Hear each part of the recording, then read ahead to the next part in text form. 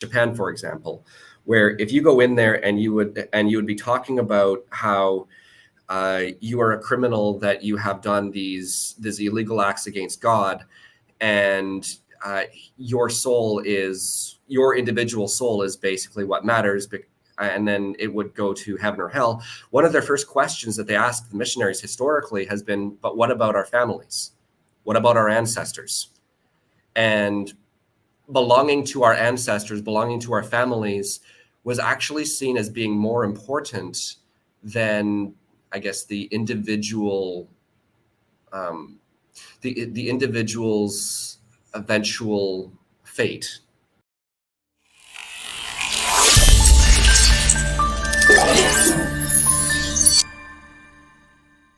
Welcome back to Curious Christianity. Today we're talking about honor and shame. And this subject, I think, is deeply integral and important to the Bible. And if we miss out on what the Bible is saying about honor and shame, then we might misunderstand some of the words. So here to unpack this, I have actually a good guy, Gregg Whyte. Gregg, welcome to the channel. Thanks, Adam. It's good to be here. So, Gregg, why don't you tell us a little bit about yourself? And so my understanding is you're more an expert in this subject than the average person, because I would say the average American knows virtually very little about honor and shame other than Japanese movies. Yeah.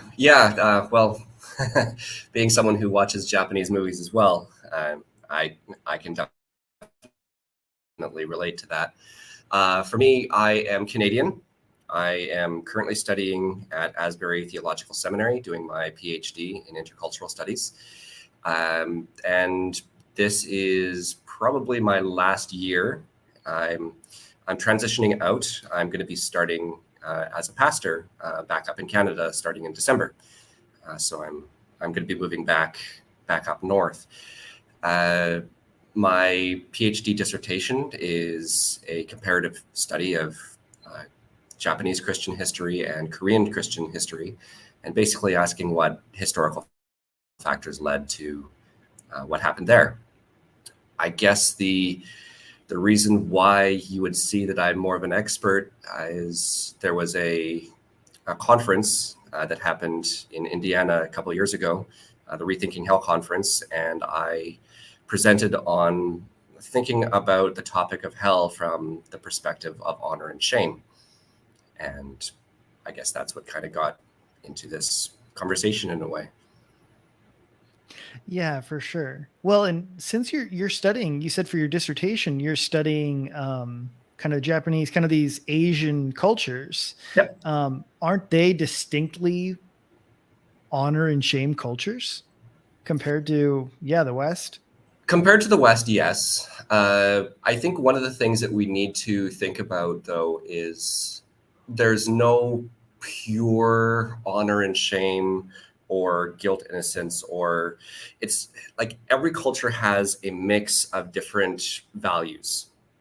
And when we're thinking about honor and shame, it's a little bit different from the typical individualistic type of thinking that we would have here in North America.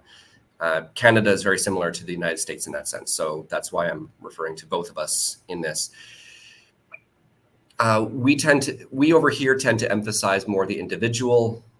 It's more about when we're thinking about the concept of sin, it's usually specific rules that you've broken. It's an objective standard, and it's almost like a courtroom metaphor. Whereas if you're in a more honor and shame context, which is actually much of the world, and also the world of the Bible, it's much more communal in nature. The idea of sin is just as much as it might be a moral failure, it's also a failure within the relationships and within the community as well. And so the shame is basically something that is felt about yourself in relation to others. And it's the same thing with honor and glory.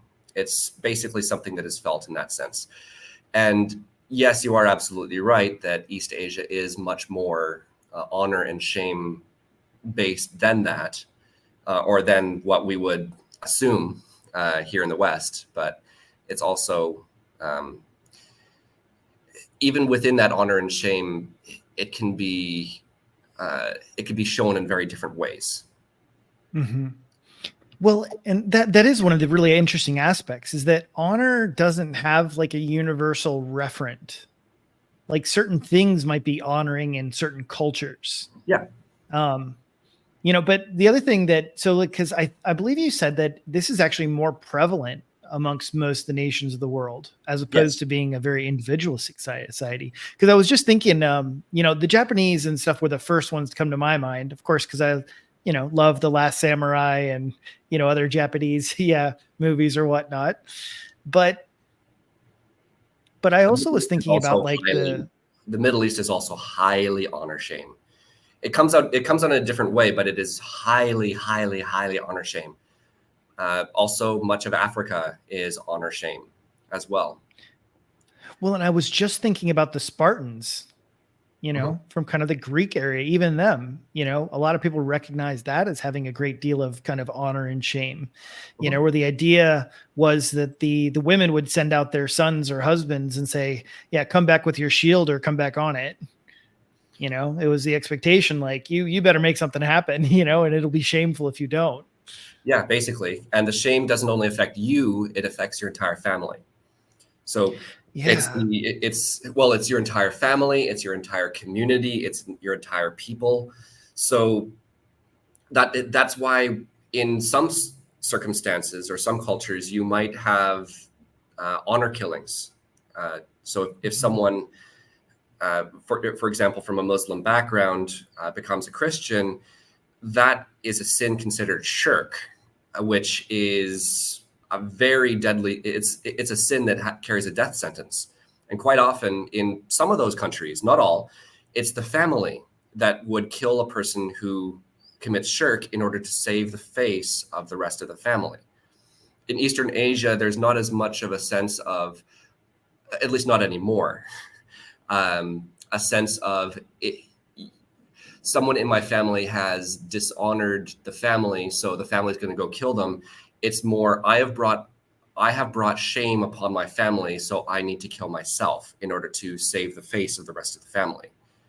So that's why you'd have the ritual suicide of the samurai that would show up there, as opposed to maybe the suicide bombings that might that might be more, I guess, jihadist in certain other areas of the world. Yeah. And so I was actually just thinking about it, that honor and shame is like intrinsically collectivistic, right? Yep. It's more communal just by nature, Yep. right? And then that is like, just seems like a very natural outpouring of American society, since it's more individualistic. Yep. Then it kind of limits it in some way, or it kind of takes a different shape, because you're not as worried about, your family. You're not as worried about like, oh, well, who cares? I mean, to be blunt, I've seen so many Americans that, like, let's say that somebody does something quote unquote embarrassing outside, and their response is like, mind your own business. Right. They're not really thinking like, oh, I just brought shame to my family. They're like, mind your own business. Like, what are you looking at? Yeah. And meanwhile, in an honor and shame context, you bear your family name. And so you bring that family name with you. So you don't only represent yourself when you're doing things, you're representing those people that are related to you. So it would be your country, it would be your village, it would be your family, it would be your peer group. Those are the people that you're representing when you be doing something that might be honorable or something that might be shameful. And so everybody together feels that shame when you are shamed, or when you do something that is not so great on the social scene. So I really want to get to the Bible, but I've got a question for you. Okay. Here it goes. Do we need to bring shame back in America?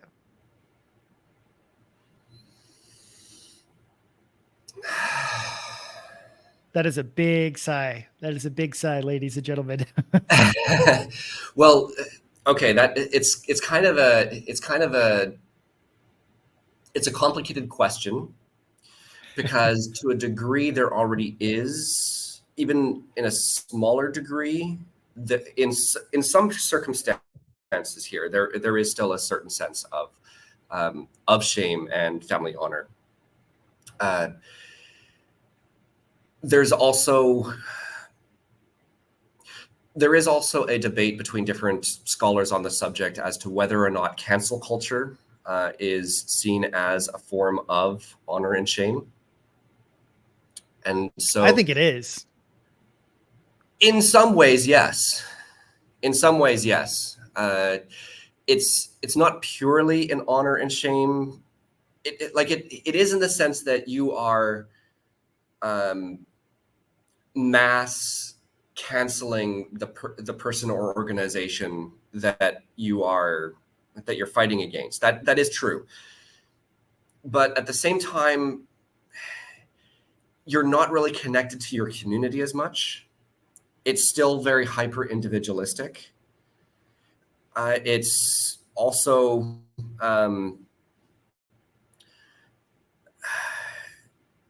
cancel culture, like, because you aren't related to the relationships of the people around you, cancel culture relies on anonymity. It relies on the mob canceling the offender, not on the family or the people that you happen to belong to. It's basically one tribe canceling another, I guess you could say. Also, the offended don't necessarily, related to that, they don't really have a collective group identity. For those who are offended, it's just simply, we're going to cancel that person or that organization because, well, they happen to hold to a certain ideology that we don't like, or they belong to a certain tribe that we don't necessarily like. But it's everybody that is moving against that one ideology, that one tribe. Also,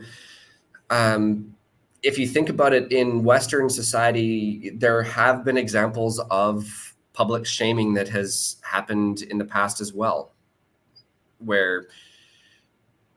Right. Well, they used to have the tar and feathering, right? Yeah. The tar and feathering, the gallows, where... Yeah. So it's not something that is completely alien to here. But at the same time, cancel culture is very much using shame and social pressure on individuals to keep in line or to conform to the larger group or to the groupthink. The result of it is a form of social death and an exclusion of the offender from the group, in this case, it's the cultural value within the wider society is lost. And sometimes careers are even ended. And yeah, sometimes it leads to a person committing suicide and ending their life, or someone going after them and killing them. But yeah, I don't know, it's complicated. We can't really say that one of them is absolutely all good and the other one is absolutely all bad. It's the same thing with other, because honor and shame and guilt, innocence aren't the only two that we're really dealing with. There's other binary cultural values that also exist in the world. But what about non-binary values? How do they add into the equation? I'm sorry, Greg, that was a joke. Okay. Okay.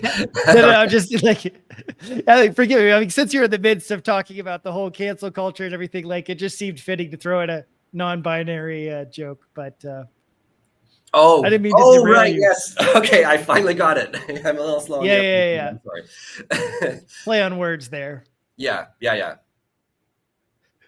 Anyway, yeah. So I was just joking because you have like kind of these things and I get it. So honor and shame, it's more like a spectrum, really, right?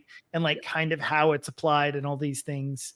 Yeah, and today's culture has gotten very strange and everything like that. But so I'm curious. So how does honor shame play a role in the Bible? Because I will tell you, out of all of the years that I've studied the Bible, I cannot think of a sermon in which a pastor approached a verse, maybe a little bit at some points, but I can't really think of anything super explicit where they were talking about the honor and shame that was occurring in a particular passage.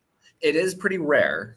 That is true. And if you look in, there are theological dictionaries which would carry like different definitions of how different themes are addressed in the Bible, and some of those don't even have an entry on honor and shame, and others would have a small entry like about that long, and that's it. But meanwhile, honor and shame is, one could argue that if it's not the primary lens, it is actually addressed and considered to a greater degree than the guilt and the innocence that we usually assume in North America. So explain that part right there. Because see, what you just used, I think to some degree, are actually a little bit more technical terms. Like when you say guilt and innocence, and then you're connecting that, you're saying honor and shame as though they're something different. I don't think that the average person really associates. They're like, guilt and innocence, those are just facts of the justice system. Honor and shame are completely different. Yeah. Well, guilt and innocence is based on, the justice system, the objective laws, the individual, and the honor and shame is more communal. It's more relationally based. It's a different way of approaching it. I guess to boil it down, the backstory of guilt and innocence and honor and shame is actually something that comes from the field of anthropology, where anthropologists would look at different cultures and they would try to, I guess you could say, assign a personality type to different cultures. And so they would define a culture as being honor and shame if they happen to have these certain characteristics. And another culture they would define as being guilt and innocence if they have these number of characteristics. The reason why that kind of got into the field of missiology, which is the field that I'm studying, is that it also has to do with how do we communicate the gospel, and how do we communicate the Bible in such a way that the people could actually understand it and could resonate with it. Because if you, it's kind of infamous for certain contexts, Japan, for example, where if you go in there and you would be talking about how you are a criminal, that you have done these illegal acts against God, and your individual soul is basically what matters, and then it would go to heaven or hell. One of their first questions that they asked the missionaries historically has been, but what about our families? What about our ancestors? And belonging to our ancestors, belonging to our families was actually seen as being more important than, I guess, the individual, the individual's eventual fate, I guess you could say. Mm-hmm. And so that is one of those sticking points, and Japan's not alone in that. The early church, or the early Korean church, had a similar struggle, and that was a constant struggle in China as well. And I would imagine in other contexts, which I haven't studied, but I'm certain that's probably the case. And others who are experts in the honor and shame, they would point to that as one of those sticking points. So when we're thinking about communicating the gospel, it's also changed historically how things have been emphasized. So say the 6th or 7th century, the way that the gospel was spread was, my God is more powerful than your God. And the way I'm going to prove it is I'm going to cut down your sacred tree, and then I'm going to build an altar over it. And because nothing happens to me, therefore your God is powerless, and the God I represent is greater. That's how the gospel was spread. Or it was basically, you convert or we will kill you. That's still going on a little bit. It's still going on in some circumstances. but it's, and then during the during the Reformation, it was basically, if you are Catholic, you're going to hell. If you're a Protestant, you're going to hell, depending on which side of the debate you're on. Yep. And so is that debate's still going on? Yeah, the debate's still going on. Sure, I'll grant that. But what we have is we have a different way of trying to communicate the gospel. And then move forward a couple hundred years, and you've got the evangelical movement, the Wesleyan movement in England, or Methodism, and the Moravians, and the holiness, the various, I guess you could say the Protestant missionary movement that was going in the 18th century. And a lot of what was being preached at the time was bring the gospel through improving the life of the people that you're reaching. There was also kind of to become a Christian means to become West European. So you must put aside your cultural clothing. So you end up with people in Central Africa who are wearing full suits, even though it is scorchingly hot. But you wear a full suit because that's what's expected. This is a value of the missionaries who are coming in there. And then you come to the mid 20th century with the baby boomer generation and like the post-war period. And it was very much anti-communism. To be Christian means to be not communist. At the same time, it was also, okay, you have the emergence of Campus Crusade and other organizations with their 4 spiritual laws. Because things are shifting now, if you were to go up to someone and say, hey, you're a sinner, they'll say, yeah, what's that? Like, who cares? So it's almost as if we're at another one of those points where there's almost a need to rethink not the gospel itself, but how we present it. And so as we're exploring bringing in these other ideas, because many of the people who come to America or to Canada as immigrants are coming from these honor and shame contexts.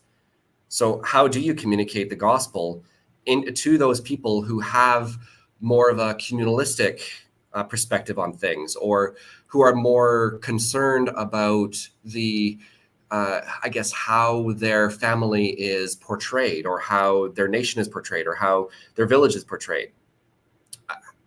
And there's a lot to be said for that, flipping through the pages of the Bible. Like it's all over the place. I actually just think of Romans. Mm-hmm. Like Romans, and just the whole notion when Paul is talking about like all who are in Adam are destined to death, right? Yeah. But all who are in Christ will receive eternal life. And it's very much kind of that umbrella factor of like, who do you belong to? You know, exactly. Which clan, which family do you belong to? And it is. Yeah. And that's something you find throughout the Bible, even the last book of the Bible, Revelation. I mean, you've got the 2 women. You've got the woman who is fighting against the dragon, who is viewed as who is viewed in a positive light, and then you've got the prostitute.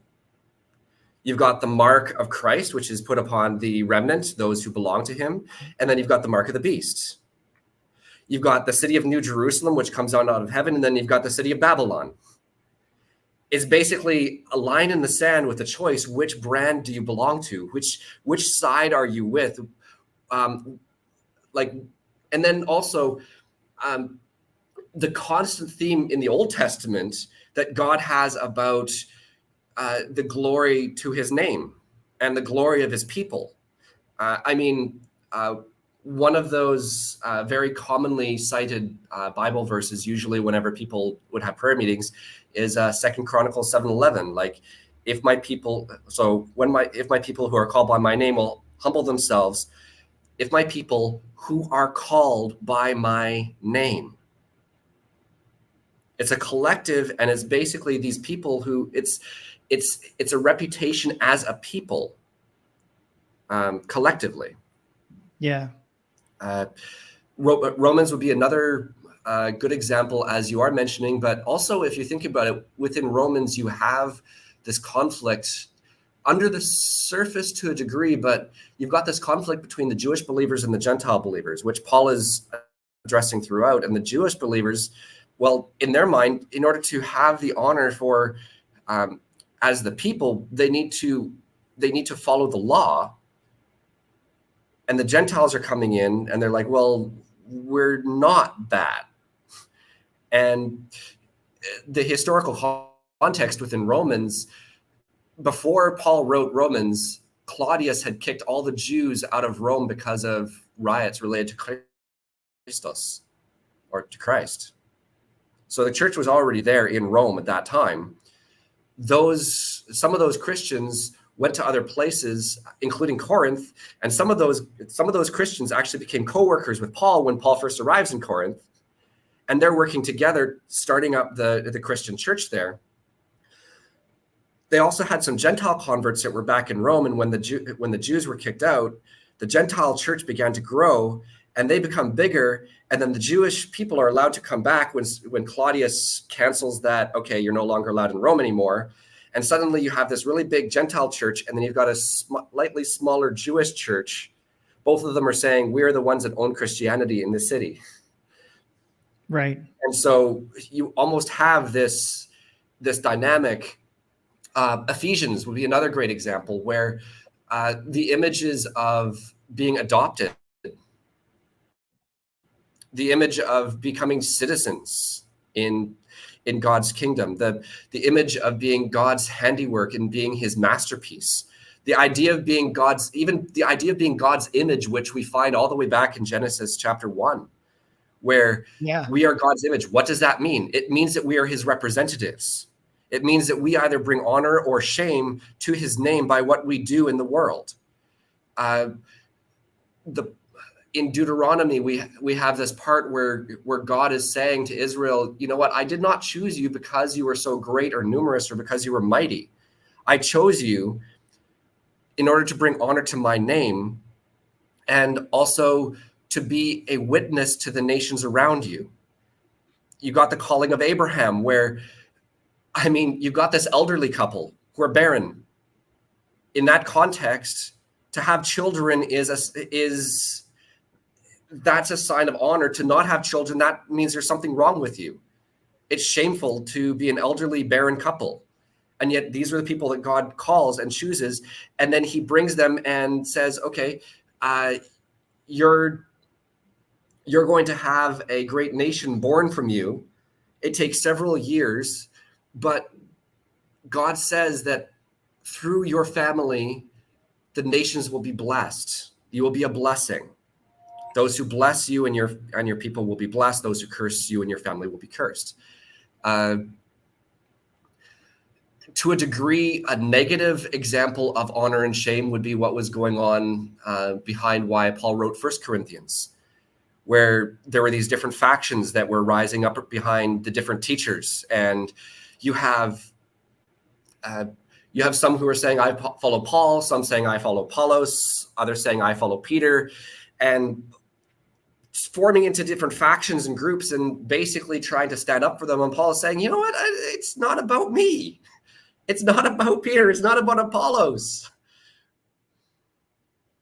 We all represent Christ together. And I think there can be a tendency within an honor and shame context to turn towards tribalism, which is one of the reasons why I might say, let's hold off on the honor and shame, or bring honor and shame back to America because of that.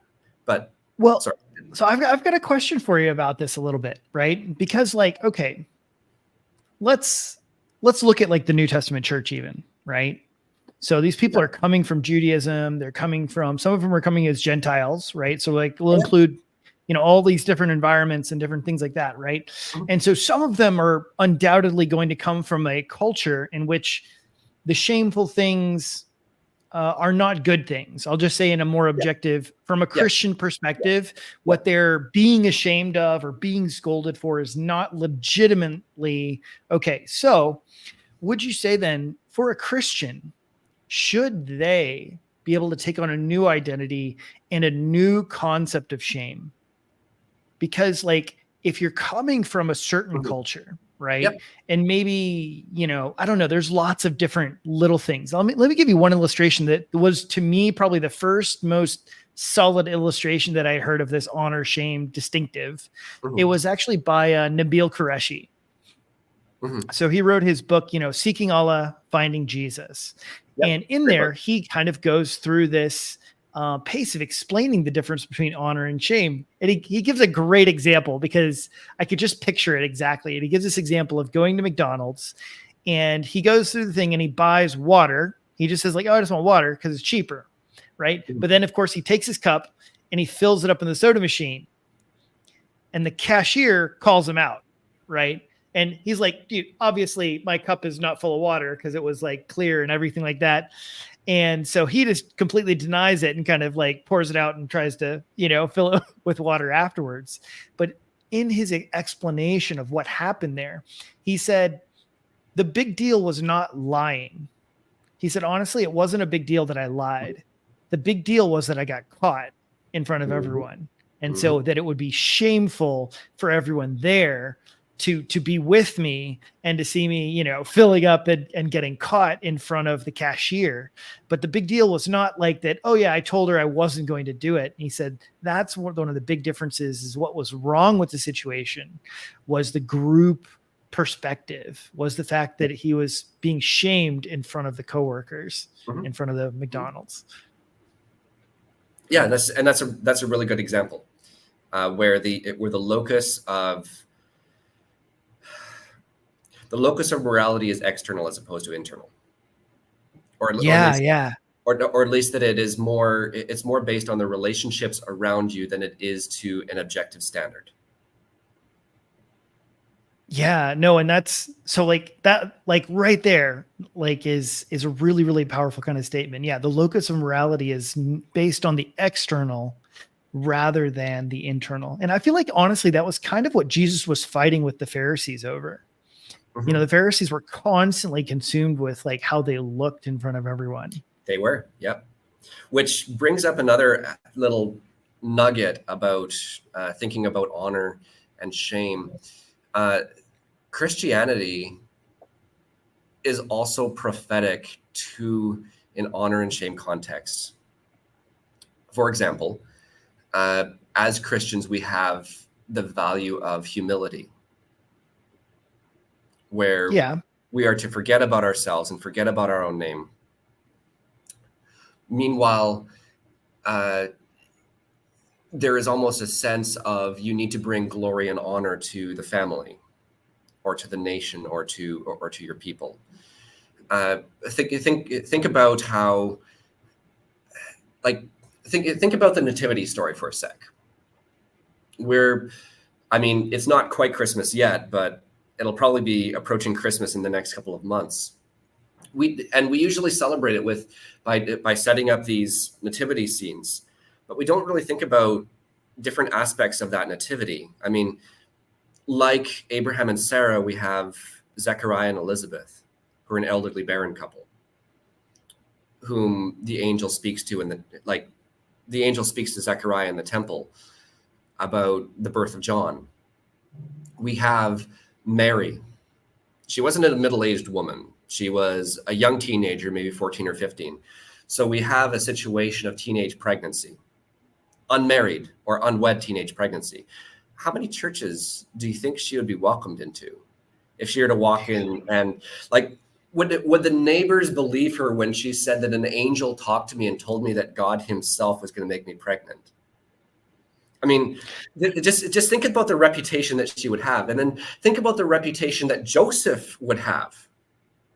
I mean, for Joseph, he's kind of in a tough spot. I mean, it says in Matthew's gospel that he is an honorable man, which means that he probably takes the idea of honor very seriously. suddenly his bride-to-be shows up pregnant, and yeah, he can divorce her, but then the angel shows up in the dream and tells him that he is to still marry her. But to do this, that will mean that he's taking her shame upon himself, because either A, he couldn't keep himself in his pants, and so he couldn't control himself, so he was the one that broke the law. So therefore, he is to blame. He's shameful. Or B, he was basically a simp, or he's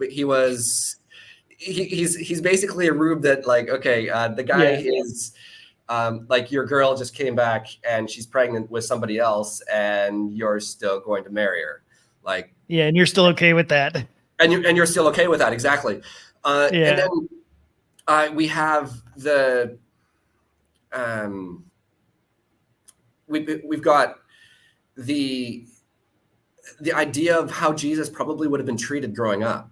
I mean, even if it wasn't the neighborhood that you were born in, you still have that reputation that still is there. I mean, Mary and Joseph returned to Nazareth after they came back from Egypt, and so they probably would have still had that reputation. So Jesus himself would have sort of been seen as that bastard child. I mean, it's not mentioned within the scripture itself, but as he was growing up, there was likely that stigma that he was carrying. As well as that, when they were in Egypt, they were there as foreigners. They were refugees. They weren't the successful native-born people there who were making a name for themselves. We have when they get to Bethlehem for the time when Jesus is born, I mean, there's no place for them to stay anywhere except among the animals. And now, whether that was the basement of a house or a shallow cave on the outskirts of town, that's not exactly like the height of this. This is the place of a very rich and honorable, or honored king to be. And then think about the ones who, yeah. So really, like, what I feel like I'm hearing you say is that, you know what, Jesus basically lived with the shame, bore shame, from birth, all the way through to death. Yeah. Like, Jesus kind of lives a life of shame. Yes. You know, it's like his birth is a shame. His parents are a shame, you know, everything. And even there is the one line that just says, like, can anything good come from Nazareth? Like, even the fact that, you know, this idea is like, that sounds like a terrible idea. It sounds like a terrible place for some great person to come from. Like, really? Yep. And then even his mode of death, he was stripped naked. Mm-hmm. And then he was hung on a public road to die after being whipped within an inch of his life. Yeah. I mean, there's nothing more naked there's nothing more shameful than to be exposed naked. And then there's also that passage that says, cursed is anyone who hangs on the tree. Yep. I mean, you've got like a specific verse right there out of the law. Going like, this is bad. Yeah. This is bad. And so it kind of turns the entire honor and shame thing on its head, where it's, okay, Jesus came and he, like, as you said, he basically took shame upon himself.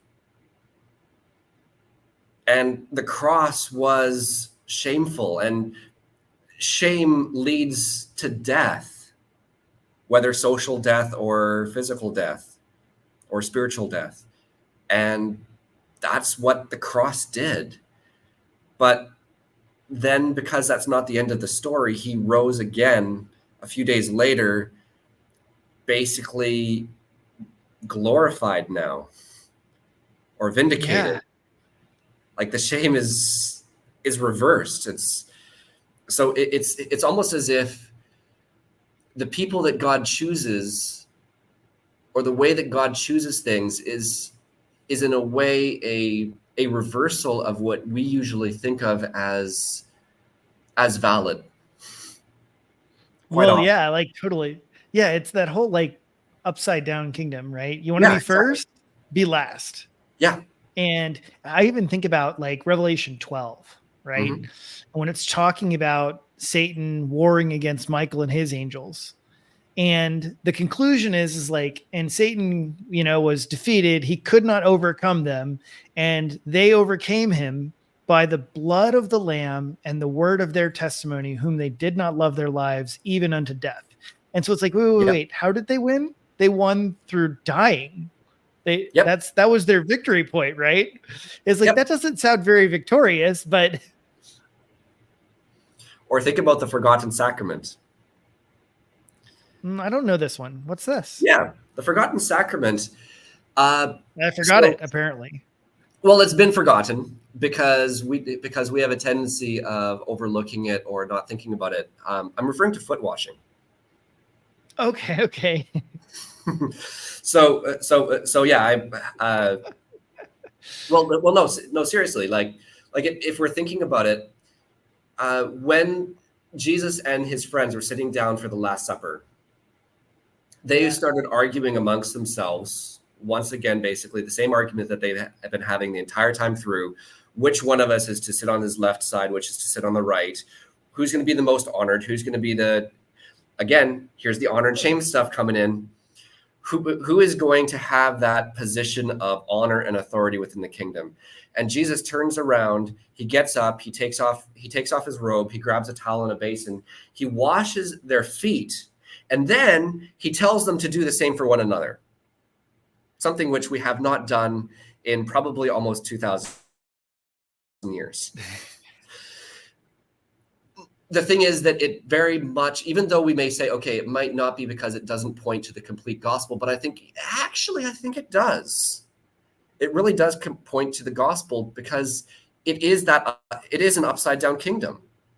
And how we show it is through love of God and love of one another. I mean, Yeah.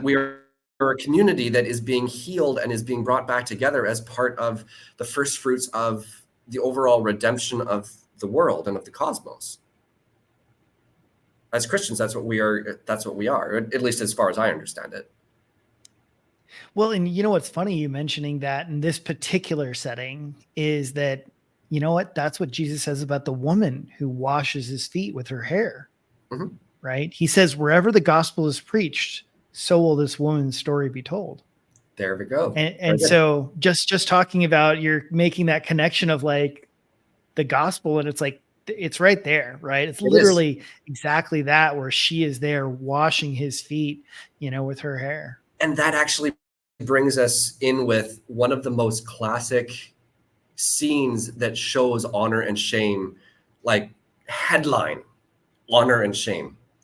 Because this is a woman who was known to be sinful. She was not invited to this dinner party.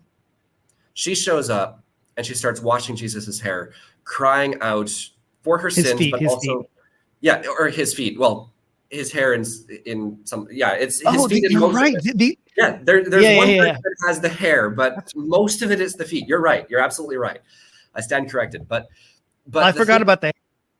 This was a dinner party, and dinner parties in that time, which kind of brings it back to the lying bit that you mentioned earlier.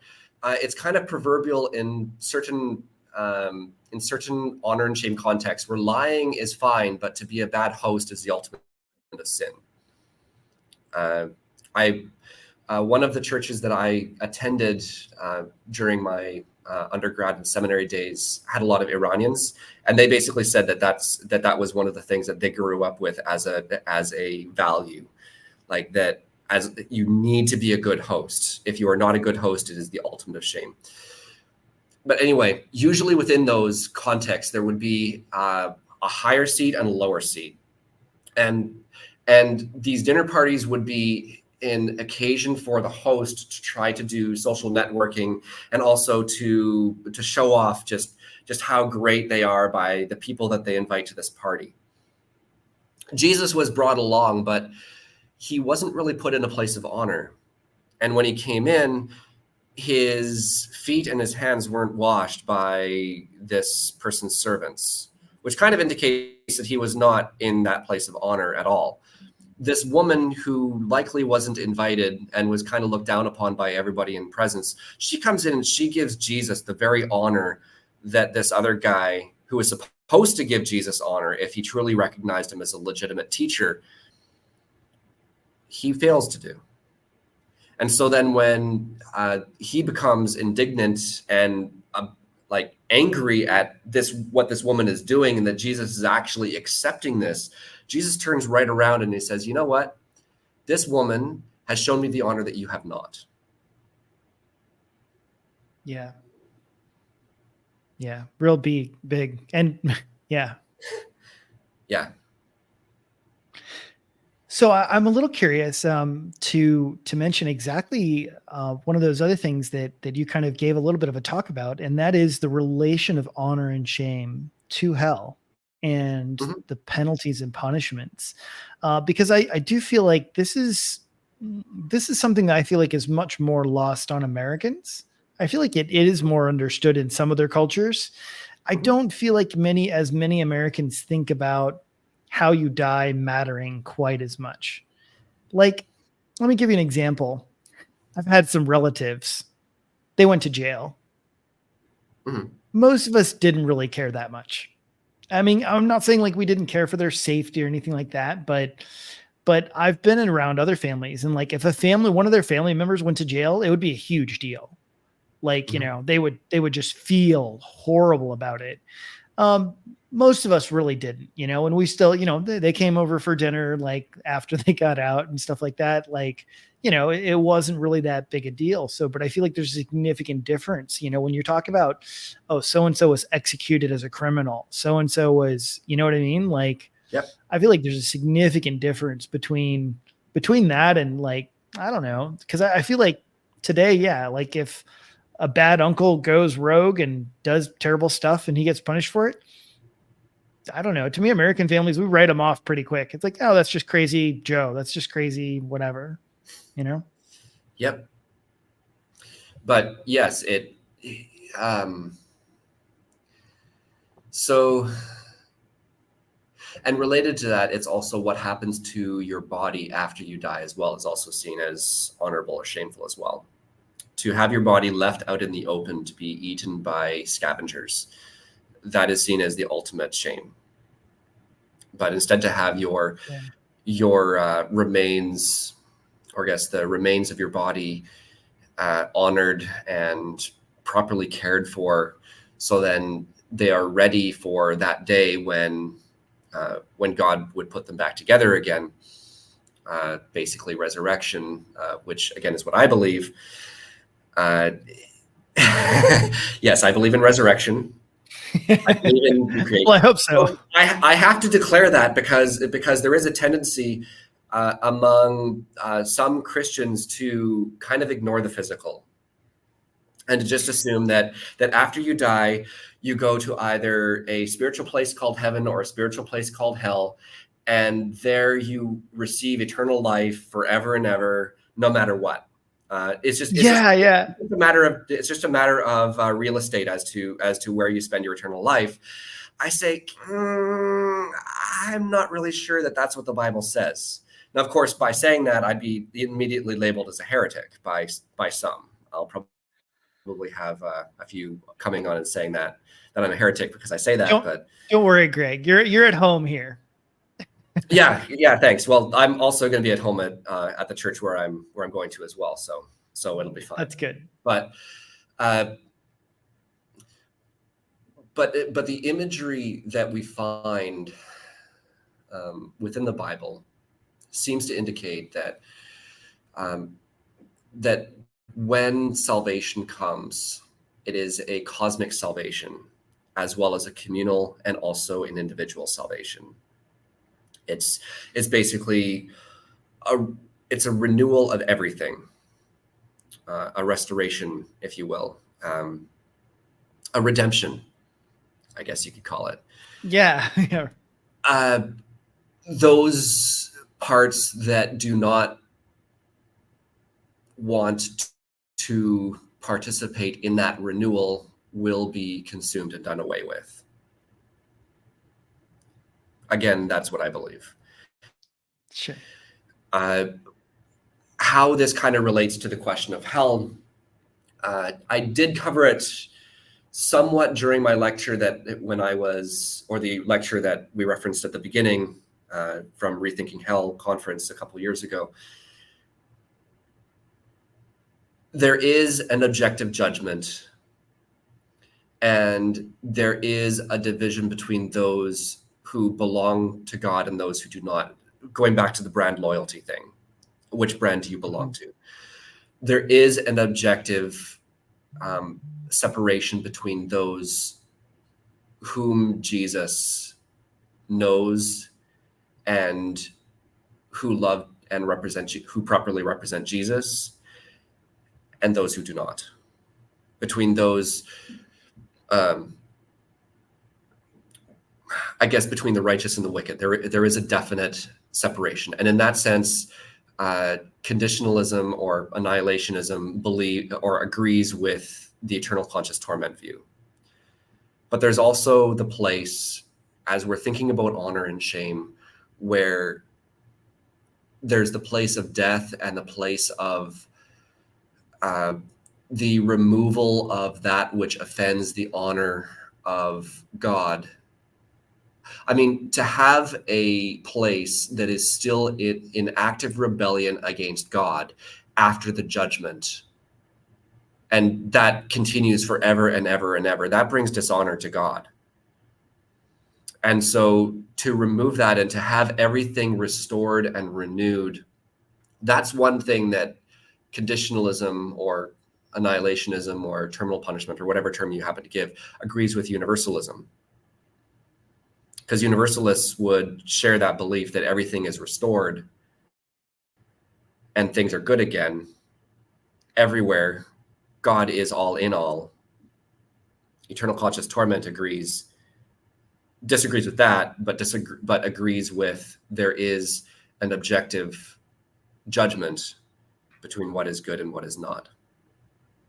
Now, I have a question for you, because I feel like there's an objection here that's going to come up, and that would be, how can it be shameful for somebody to die and no longer exist? In other words, like, how can it not be? How can it only seems like it's going to be shameful for someone if they suffer eternally? So,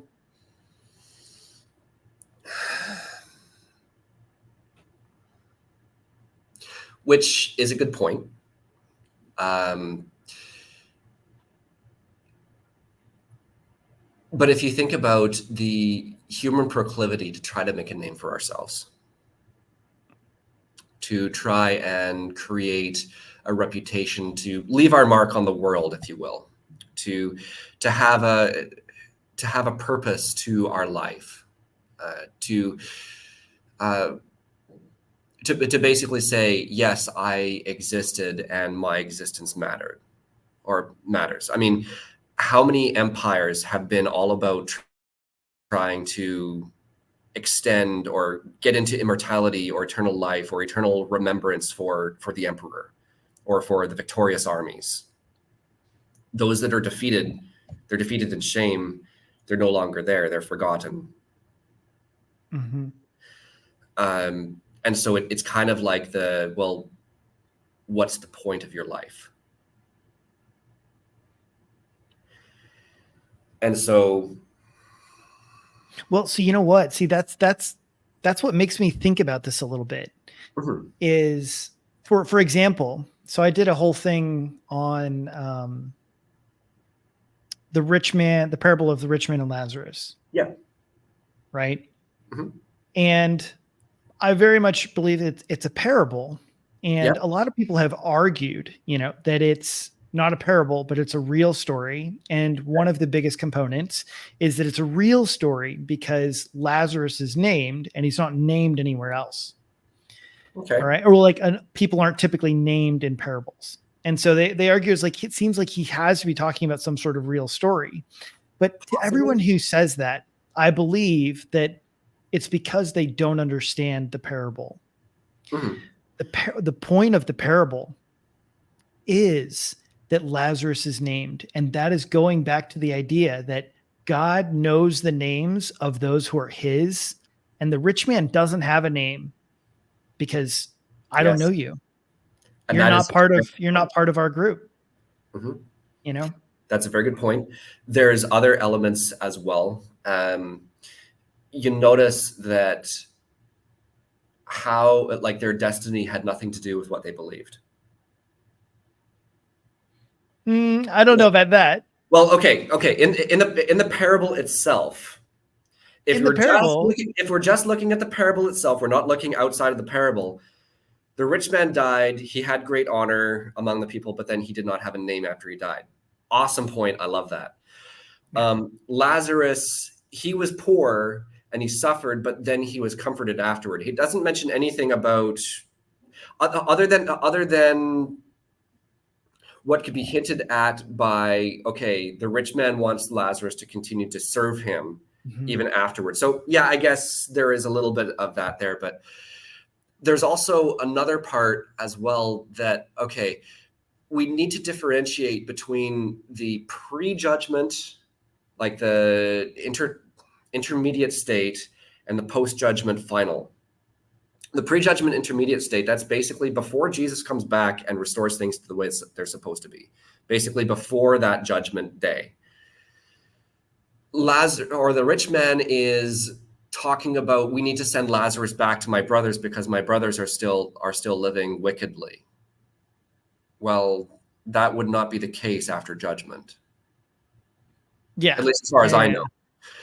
So even if this was a quote unquote true story, which I actually agree with you that it's a parable, and I would hold that I think that's a great insight that you just had there, that Lazarus is named, he got a name, he is remembered, whereas the rich man was not, despite the great honor that he had in his funeral and the fact that Lazarus was thrown to the dogs when he died.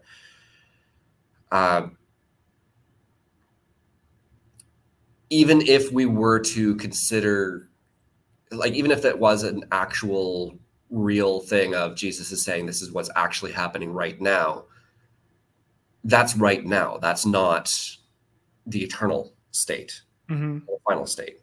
That's basically what I'm trying to point out. So one of the things that seems to me goes a little bit back to what you were saying concerning the honor and shame. It's the idea to me that the wicked are forgotten. Yeah. Their names are erased. Yeah. And it's so funny because that totally lines up with the whole Lamb's Book of Life, right? It's the idea of, right? The names of the wicked, they're forgotten. They're not in the name. They're not in the book. Why? Because nobody will remember them. Your names are not worth remembering any longer. Only those who belong to God, names will be written in there. And that's, of course, yeah, I think very much going in line with this theme of Lazarus and everything like that. Is like, yeah, God knows his name, right? He's got favor. But the wicked, I don't know you. Yeah, sure, you're rich. I don't remember your name. And even if you're thinking about that one very sobering verse in Matthew 7, yep, all these guys are like, look at all these things that we've accomplished for you in your name. We cast out demons, we prophesied, we spoke for God, we did all of these things. And Jesus, yeah, but I don't know you. Yep. You live as though there's no Torah. I don't know you. So basically, you don't belong to me. I don't know you. Or with the wise and foolish virgins. The wise ones were let in. The foolish ones, they went out to try to find oil because they didn't have it beforehand. They didn't have faith beforehand. They come back in and the groom says, well, sorry, I don't know you. Yep. That's exactly it. Yeah. And yeah, it's such a huge deal. And I love somebody kind of gave the analogy that really drove this home for me. And he's like, it's one thing, like, if you see the president walking down the street and you're like, hey, and you wave and look, yeah, security will look at you. And then before they maybe push you away or arrest you. But if the president looks at you and waves at you and calls your name, now it's all different, right? Because when he recognizes you, now it comes with all of the authority and commission of that. And so I think that very much carries the weight, like you're talking about, is when we bear God's name and he calls us out, then now it comes with all of the authority of his voice saying, There you saying go. it. There you And go. it's exactly the opposite. It's like, yeah, it's nothing if I say, oh yeah, yeah, Jesus, I know you. And if he's looking at you like, who are you? You're in trouble. Yeah. Yep. Pretty much. Yeah, yeah. So one last question, I guess, going along with all this. Why should we care, Greg? Why should we study honor, shame, and the Bible? Sorry, I was just given a time limit. Someone knocked on the window there. Well, I know we'll wrap up here in a minute. Yeah, no worries. No worries. Well, there's a few reasons. Number one, as we hinted at earlier, the values of the world are shifting, or at least the world around us, or the culture around us. So we need to actually think about how can we best communicate the gospel to the people around us. Mm-hmm. Point number two, it actually helps us to understand the world of the Bible better. It helps us to understand the dynamics of what's going on, and then kind of also make us take a step back and think, okay, if this is how the Bible speaks to an honor and shame context, how would it speak to my context, and how do I respond to that? Point number three, especially if we are, well, okay, you guys in America are right in the midst of your election cycle right now. We in Canada will probably be getting into our election cycle within the next year or so. Choose well. Well, it's not just choose well in the sense of choose the candidate, but it's also, what is the reputation that Christians have? What is the reputation that the church has? Is our reputation one that is basically strong-armed and only really thinks about our own benefit? I got one more question. I've got to ask you this, because especially in the midst of exactly that, do you think if we thought more about that right there, what about our reputation, that there would be more church discipline in our churches? Probably yes. I would say most definitely yes. And I would also think that our church would probably bear more the reputation that the early church had, if we actually honestly thought about it and actually lived up to the name of Jesus. Because you know what? I really feel like if churches had more church discipline, then the church wouldn't have such a bad reputation it does in the West. Potentially. I say potentially because it can go too far, swinging on the other extreme, where it could be, we are disciplining you because you believe that women can wear a red head covering as opposed to only a white head covering. Yes. Yeah, for sure. So we do need to caution on that end. But I would think I think what we basically need is more discipleship. Is what we need. And we need to community. Get more, and community. And we need to get more into the Bible itself as a community, and come to understand that so many of the scriptures that we like to quote, especially in the Old Testament, are written with the plural in mind, and written with the community in mind. I actually just preached on this a couple of weeks ago, Jeremiah 29:11. It's the plural you. Like the plans that I have for you as a people. Yeah. Plans to prosper and not to harm you. As a people. To give you as a people a hope for a future. And when you as a people would seek after me and find me, then, and if you do it with your whole heart, then you'll find me. Yeah. And when my people, that's a good word, were called by my name, 2 Chronicles. Yeah. Would humble themselves and pray and seek my face and turn away from their sinful ways, then I will hear them from heaven. Then I will cleanse their sins, and then I will heal their lands. Yeah, that's a loose translation, but that's the idea. So if we as the church could actually come together, break bread with one another, realize that as we're breaking the bread, we are saying, I belong to you and you belong to me. And as we take the cup, we're saying, you know what? The sacrifice that Jesus paid, it's enough. So whenever we take the bread and we drink the cup, we are basically saying, I declare my primary allegiance to be to Christ and to his people.